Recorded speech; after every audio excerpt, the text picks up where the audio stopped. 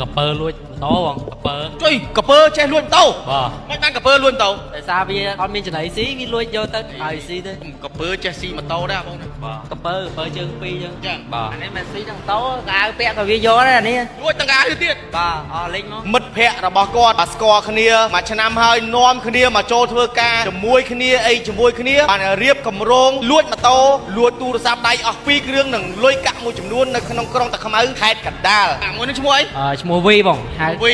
ក្រៅអាឆៃ ហើយក្រៅអាឆៃហើយវាលួចអីខ្លះអូន លួចម៉ូតូមួយគ្រឿងហើយទូរស័ព្ទ2គ្រឿងហើយលុយមួយចំនួនហើយកៅអៅហើយកោះកូនជ្រូកពូម៉ាក់ខ្ញុំយកទៅទៀត ឆ្លៀតកោះកូនជ្រូកទៅទៀត កូនជ្រូកវាយកទៅហ្មងនិយាយទៅវាកោះឲ្យវាទុកធម្មតាលុយច្រើនដែរហ្នឹងលុយសំតែខែ3ទិញតោជីដល់ឥឡូវអស់លេងហ្នឹង លុយសំទុកទិញម៉ូតូខែសំម៉ានអូន ខែតិចតួច100ជាងហ្នឹង 100ជាងដល់ទៅមើលកូនជ្រូក អស់លេងហ្មងខ្ញុំបងគឺទៅដាក់ពាក្យបណ្ដឹងឲ្យមកវិញមកមើលកូនជ្រូកអស់ដែរភ្លេចមើលកូនជ្រូកពេលបាត់ហ្នឹងភ្លេចមើលអី វ៉ែទាំងកូនជ្រូកទៅទៀត បាត់អស់លេងហ្មង ដំបងឡាយហ្នឹងវាជាអ្នកស្គាល់គ្នាធម្មតាមួយខ្ញុំទេហើយខ្ញុំវាឃើញវាអត់មានការងារធ្វើវាអត់ទាន់មានអីចឹងហើយក៏ហៅវាមកធ្វើការមួយខ្ញុំពីដំបងឡាយហើយវាអត់មានអីទេរួចដល់ពេលទៅខំហៅវាមកធ្វើការឲ្យលុយវាខ្ចីជិះឡានឡើងមកធ្វើការហើយទៅយកវាទៀតអត់មានគិតលើរឿងលុយរឿងអីអត់ខ្ញុំទៅរឿងលុយកាក់ណាត់គិតលើវាទេហើយបន្ទាប់មកអត់ទៅស្មានថាវាចរិតវាចាញ់មកលេណាថាកំពើហើយយើងក៏អត់ដឹងថាចរិតវាចឹងដែរពីដំបងធម្មតាយើងចាប់អារម្មណ៍អីបើយើងនៅមួយគ្នាធ្លាប់តែល្អមួយគ្នាទិញអីស៊ីអីមួយគ្នាចឹងដល់ពេលហើយវាមិនដឹងគិតម៉េចប្រហែលថ្ងៃហ្នឹងខ្ញុំបើកលុយចឹងបងហើយលុយខ្ញុំអីធម្មតាយើងកគ្នាចឹងដេកមួយគ្នាចឹងយើងតែងតែຕົកចឹងបងអត់នឹកស្មានថាវាមានថ្ងៃហ្នឹងចឹងពេលឥឡូវដឹងហើយចរិតវាពេលឃើញវាដឹងហើយ ស្គាល់គ្នាប្រហែលថ្ងៃប្រហែលខែអូន ស្គាល់គ្នាចូលចិត្តមួយឆ្នាំមកបង ឆ្នាំហើយ បាទ ហើយថ្ងៃហ្នឹងនឹកឃើញអីហៅគេចូលមកធ្វើការ ដោយសារឃើញវាអាណិតវាដែរហើយណាមុនវាធ្លាប់ចូលធ្វើមួយខ្ញុំវាបកលចាស់វាសบายមួយគ្នាចឹងដល់ពេលវាឈប់ទៅមួយរយៈទៅក៏ខំហៅវាមកធ្វើវិញបាទដើម្បីវាមានបានដូចយើងដូចអីដែរចឹងបងបាទ ចុះបានដាក់ពាក្យបណ្ដឹងណាបង ដាក់ពីម្ដងហើយបង ហើយ បាទ ម៉ូតូដែលបាត់យកទៅហ្នឹងម៉ូតូអីគេ ម៉ូតូនិចបង ឡាលេខប្រហែលណាបង ឡាលេខ1Y7867កំពង់ចាម កំពង់ចាម បាទ ហើយលួចអីខ្លះ លួចម៉ូតូមួយគ្រឿងហើយទូរស័ព្ទ2គ្រឿងហើយលុយមួយចំនួនហើយកៅអៅហើយចង់និយាយថាចេះបើថាហើយមកវិញកុំភ្លេចយកកៅអៅទៅហងបើកៅអៅហើយដូចកតបចឹងអើយខ្ពើមពាក់ ចុយលួចកៅអៅគេទុកកៅអៅខ្លួនឯងទៅផ្ទះហ្នឹង ហ្នឹងហើយបងហ្នឹងហើយ កាយយើងថ្លៃវាយកទៅអស់លេង ហើយថ្លៃយកទៅហើយ បាទ ចុះឥឡូវតេចូលហ៎ តែវាចូលតែវានិយាយបយមកយើងចូលវាថាវាឲ្យយើងដកពាក្យបណ្ដឹងវាយកអីយើងវិញតែពេលយើងថាយើងនិយាយលួងវាថាយើងថាលេះថាដកពាក្យបណ្ដឹងវាអត់យកមកឲ្យតែវាថាវានៅពេញហ្នឹងពេលយើងរកវាឃើញខ្ញុំរកវាមួយថ្ងៃរកតាំងម៉ោងខ្ញុំដាក់ពាក្យបណ្ដឹងហើយខ្ញុំចេញរកហ្មងអត់ឃើញហ្មងតែបាទតែស្អែកខ្ញុំរកវាអត់ឃើញខ្ញុំទៅដល់កពតទៀតទៅដល់ផ្ទះវាហ្មងទៅដល់ផ្ទះវាហ្មង ស្គាល់ផ្ទះទៀត និយាយទៅមិនស្គាល់ផ្ទះខ្ញុំតែទៅមីងវាសួរផ្ទះវានៅណាបាទ ចុះឥឡូវនេះមានអីសំណូមពរទៅបងសមត្ថកិច្ចអត់ សូមស្នើពរដល់បងសមត្ថកិច្ចជាពិសេសតាមភ្នំពេញឬមួយក៏តាមខេត្តនានាដូចជាខេត្តកំពតជាដើមឬក៏កំពង់សោមជាដើមព្រោះវារត់មកឡុកភ្នំពេញវាអត់សូវស្គាល់ពូម៉ាក់វាប៉ុន្មានទេភាគច្រើនគឺនៅកំពតនិងនៅកំពង់សោមបាទ នៅកំពតនៅកំពង់សោម បាទ ឲ្យតាមចាប់មកណា បាទបងបាទ ចុះឥឡូវហ្នឹងមានពាក្យពេចន៍អីនិយាយទៅកាន់អាឆៃឲ្យឈ្មោះហៅអាវីហ្នឹងឯង ចង់និយាយថា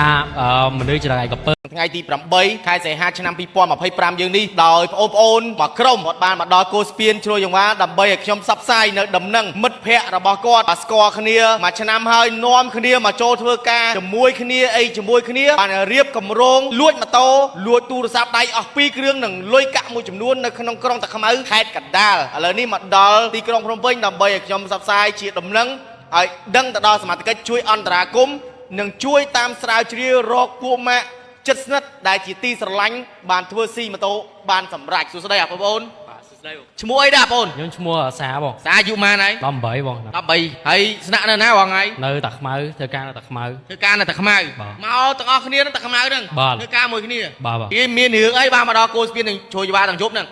កំពើលួចម៉ូតូបងកំពើ ចុយកពើចេះលួចម៉ូតូ បាទ មិនបានកពើលួចម៉ូតូ ដោយសារវាអត់មានចំណៃស៊ីវាលួចយកទៅឲ្យស៊ីទេ កពើចេះស៊ីម៉ូតូដែរបង បាទកំពើជើងពីរចឹង ចឹង បាទ អានេះមិនស៊ីទាំងតោកៅពាក់ក៏វាយកដែរអានេះ លួចទាំងកាទៅទៀត បាទអស់លេងមក អើយរាប់ដំណើរបានតងមកតិចមើលម្នាក់ហ្នឹងជាអ្នកណាគេហើយត្រូវជាមិនមួយណែ ដំបងឡាយហ្នឹងវាជាអ្នកស្គាល់គ្នាធម្មតាមួយខ្ញុំទេហើយខ្ញុំវាឃើញវាអត់មានការងារធ្វើវាអត់ទាន់មានអីចឹងហើយក៏ហៅវាមកធ្វើការមួយខ្ញុំពីដំបងឡាយហើយវាអត់មានអីទេរួចដល់ពេលទៅខំហៅវាមកធ្វើការឲ្យលុយវាខ្ចីជិះឡានឡើងមកធ្វើការហើយទៅយកវាទៀតអត់មានគិតលើរឿងលុយរឿងអីអត់ខ្ញុំទៅរឿងលុយកាក់ណាត់គិតលើវាទេហើយបន្ទាប់មកអត់នឹកស្មានថាវាចរិតវាចាញ់មកលេណាថាកំពើហើយយើងក៏អត់ដឹងថាចរិតវាចឹងដែរពីដំបងតែចឹងក៏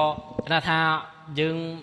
ធម្មតាយើងចាប់អារម្មណ៍អីបើយើងនៅមួយគ្នាធ្លាប់តែល្អមួយគ្នាទិញអីស៊ីអីមួយគ្នាអញ្ចឹងដល់ពេលហើយវាមិនដឹងគិតម៉េចខ្ញុំអាថ្ងៃហ្នឹងខ្ញុំបើកលុយអញ្ចឹងបងហើយលុយខ្ញុំអីធម្មតាយើងស្គាល់គ្នាអញ្ចឹងដេកមួយគ្នាអញ្ចឹងយើងតែងតែຕົកអញ្ចឹងបងអត់នឹកស្មានថាវាមានថ្ងៃហ្នឹងអញ្ចឹងពេលឥឡូវដឹងហើយច្រឹកវាពេលឃើញវាដឹងហើយ ស្គាល់គ្នាប្រហែលថ្ងៃប្រហែលខែអូន ស្គាល់គ្នាចូលចិត្តមួយឆ្នាំមកបង ឆ្នាំហើយ បាទ ហើយថ្ងៃហ្នឹងនឹកឃើញអីហៅគេចូលមកធ្វើការ ដោយសារឃើញវាអាណិតវាដែរហើយណាមុនវាធ្លាប់ចូលធ្វើមួយខ្ញុំវាបុគ្គលិកចាស់វាសบายមួយគ្នាអញ្ចឹងដល់ពេលវាឈប់ទៅមួយរយៈទៅក៏ខំហៅវាមកធ្វើវិញបាទដើម្បីវាមានបានដូចយើងដូចអីដែរអញ្ចឹងបងដល់ពេល មួយនឹងឈ្មោះអី ឈ្មោះវីបងហៅ វី ហៅក្រៅអាឆៃ ហៅក្រៅអាឆៃ បាទ ហើយវាលួចអីខ្លះអូន លួចម៉ូតូមួយគ្រឿងហើយទូរស័ព្ទពីរគ្រឿងហើយលុយមួយចំនួនហើយកៅអៅហើយកោះកូនជ្រូកពូម៉ាក់ខ្ញុំយកទៅទៀត អីឆ្លៀតកោះកូនជ្រូកទៅទៀត បាទ កូនឈុកវាយកទៅហ្មងនិយាយទៅវាគោះឲ្យវាទុកធម្មតាលុយច្រើនដែរហ្នឹងលុយសំតែខែ3ទិញតោជីដល់ឥឡូវអស់លេងទាំង លុយសំទុកទិញម៉ូតូ បាទ ខែសំបានប៉ុន្មានអូន ខែតិចតួច100ជាងហ្មង ហើយមកជាង បាទ ដល់ទៅមើលកូនជ្រូក អស់លេងហ្មង អស់លេងហ្មង ខ្ញុំបងទៅដាក់ពាក្យបណ្ដឹងឲ្យមកវិញមកមើលកូនឈុកអស់ដែរភ្លេចមើលកូនឈុកពេលបាត់នឹងភ្លេចមើលអី វ៉ែទាំងកូនជ្រូកទៅទៀត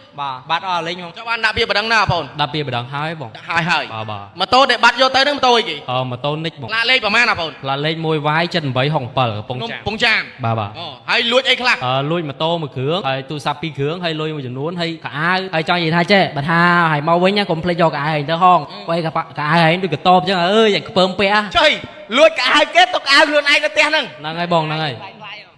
កាយយើងថ្លៃវាយកទៅអស់លេង អើថ្លៃថ្លៃយកទៅហើយ បាទ ចុះឥឡូវតេចូលឯង តែវាចូលតែវានិយាយបយមកយើងចូលវាថាវាឲ្យយើងដល់ពាក្យបណ្ដឹងវាយកអីយើងវិញតែពេលយើងថាយើងនិយាយលួងវាថាយើងថាលេះថាដល់ពាក្យបណ្ដឹងវាអត់យកមកឲ្យតែវាថាវានៅពេញហ្នឹងពេលយើងរកវាឃើញខ្ញុំរកវាមួយថ្ងៃរកតាំងម៉ោងខ្ញុំដាក់ពាក្យបណ្ដឹងឲ្យខ្ញុំចេញរកហ្មងអត់ឃើញហ្មងតែបាទតែស្អែកខ្ញុំរកវាអត់ឃើញខ្ញុំទៅដល់កពតទៀតទៅដល់ផ្ទះវាហ្មងទៅដល់ផ្ទះវាហ្មង ស្គាល់ផ្ទះទៀត និយាយទៅមិនស្គាល់ផ្ទះខ្ញុំតែទៅមីងវាសួរផ្ទះវានៅណាបាទ ចុះឥឡូវនេះមានអីសំណូមពរទៅបងសមត្ថកិច្ចអត់ សូមសំណូមពរដល់បងសមាជិកជាពិសេសតាមភ្នំពេញឬមួយក៏តាមខេត្តនានាដូចជាខេត្តកំពតជាដើមឬក៏កំពង់សោមជាដើមព្រោះវារត់មកឡុកភ្នំពេញវាអត់សូវស្គាល់ពូម៉ាក់វាហ្មងទេភាគច្រើនគឺនៅកំពតនិងនៅកំពង់សោមបាទ នៅកពតនៅកំពង់សោម បាទបាទ ឲ្យតាមចាប់មកណា បាទបងបាទ ចុះឥឡូវហ្នឹងមានពាក្យពេចន៍អីនិយាយទៅកាន់អាឆៃឲ្យឈ្មោះហៅអាវីហ្នឹងឯង ចង់និយាយថាមនុស្សច្រកឯកពើអញ្ចឹងឯងទៅដល់ណាក៏ដោយក៏ឯងរួចខ្លួនហើយឯងស្គាល់ឯងស្ដាង ស្ដាងបាទអូនឯម្នេះមើលសួរនេះមើលម្នេះអញឈ្មោះអីអូន ខ្ញុំឈ្មោះរៀកឈ្មោះរៀក ឈ្មោះរាជមុខលយឈ្មោះរាជអាយុប៉ុន្មានអូនណា ខ្ញុំអាយុ19ហើយ 19ឆ្នាំ បាទ អញស្គាល់អាវីហ្នឹងយូរទៅ អត់ដែរស្គាល់ អត់ដែរស្គាល់ទេ បាទ ញ៉ឹងមានបានលួចអីអូនឯងអារាជអូន អត់ អត់ទេ បាទ តែមកឲ្យមួយពូម៉ាដែរ បាទជួយនេះមកជួយ មកជួយគ្នា បាទ អានេះគេហៅថាពូម៉ាស្មោះត្រង់ឯង បាទបងបាទ តែប្រាប់ឲ្យហើយអត់មានទៅរៀបកម្រងរៀបអីលួចអ្វីអាបាត់ពូម៉ាទេទេ បាទ ស្រឡាញ់គ្នា បាទបង គេហៅស្រឡាញ់គ្នាក្នុងគ្រាក្រហ៎ លួចទៅដល់ផ្ទះហ្មងអានេះលួចទៅដល់ផ្ទះហើយ អូអានេះលួចដល់ផ្ទះហ្មង ហ្នឹងហើយទៅលួចទៅដល់ផ្ទះវាហើយ ស្គាល់ផ្ទះហ្មង មកស្គាល់ហ្មង យាយបងលាយលេបាទឥឡូវនេះអាបងប្រុសដែលជាម្ចាស់របស់គាត់បានបាត់ម៉ូតូនិចដោយសារតែពូម៉ាក់សំណប់របស់គាត់ហ្នឹងរៀបកម្រងបើហៅមកធ្វើការបែរជាធ្វើការបានសម្រេចហើយបានទាំងប្រាក់ខែហើយក៏រៀបកម្រងលួចទាំងម៉ូតូលួចទាំងលុយលួចទាំងទូរស័ព្ទឆ្លៀតទាំងលួចកៅអៅហើយខ្វេះទាំងកូនជ្រូកគេសំលុយទុកទិញម៉ូតូទៀតហើយម៉ូតូចិត្តគ្រប់ហ្នឹងម៉ូតូហ្នឹង នៅបងខែ3ថាទិញឥឡូវមានតាន់ខែ3អីម៉ាច់ប្រើហើយ អាចហ្មងបាទប្រហែលខែទៀតហ្នឹង បាទសល់ប្រហែលខែចិត្តបានម៉ូតូជីដឹកស្រីដើរលេងចោ ទឹកបាត់ទឹកស្រីដើរលេងឡើយអត់ឡើយ អត់ហើយ ចោលបាត់ហើយអូនណាបាទសង្ឃឹមថាសមត្ថកិច្ចក្រុងតាខ្មៅជួយស្រាវជ្រាវផងបាទគាត់បាត់នៅម្ដុំក្រុងតាខ្មៅបាទខេត្តកណ្ដាលហើយសង្ឃឹមថាសមត្ថកិច្ចលោកនឹងជួយស្រាវជ្រាវតាមរកម៉ូតូអាប្អូនប្រុសដែលជាម្ចាស់ម៉ូតូហើយតាមរកអាប្អូនវីដែលគាត់ដែលបានលួចយកទៅហ្នឹងផងដើម្បីដាក់ទោសតាមផ្លូវច្បាប់សង្ឃឹមថាសមត្ថកិច្ចលោកនឹងមានវិធានការអរគុណ President ខ្ញុំបាទ Mr. ការរួមទាំងបងប្អូនក៏សូមលំអរកាយគ្រប់លាបើសិនជាមានពាក្យពេចន៍ខុសឆ្គងត្រង់ណាមិនសមរម្យក៏សូមខន្តីអភ័យទោសដល់រូបខ្ញុំបាទផងដែរ